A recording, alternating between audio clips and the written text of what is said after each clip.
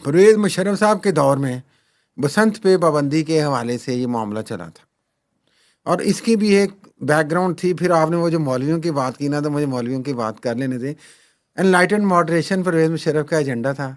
Progressive और liberal, आपको पता है वो सारा एक माहौल, उस वक़्त एनवायरनमेंट क्रिएट हो रहा था वॉर ऑन टेरर के बाद, वो सारी सिचुएशन जो डेवलप हो रही थी, एक नैरेटिव बिल्ड हो रहा था। उस नैरेटिव में बसंत भी एक अच्छी एक्टिविटी थी। उसको काउंटर करने के लिए उस नैरेटिव को, जो हमारे यहाँ पे रिलीजियस एक्सट्रीम ग्रुप्स हैं, उन्होंने वो गले काट के और हराम करके उस पे ज़्यादा प्ले किया था। ये मैं आपको फैक्ट बता रहा हूँ, मैं इस प्रॉब्लम वक्त भी थी। लाहौर में थी, उस पहले भी होगी।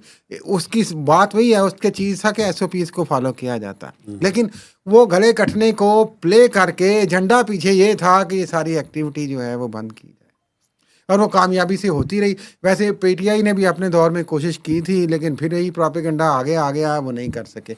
मरीम नवाज़ को ये खराज तहसीन मैं समझता हूँ देना चाहिए पंजाब के लोगों को, पंजाब के कल्चर को रिवाइव करने के हवाले से।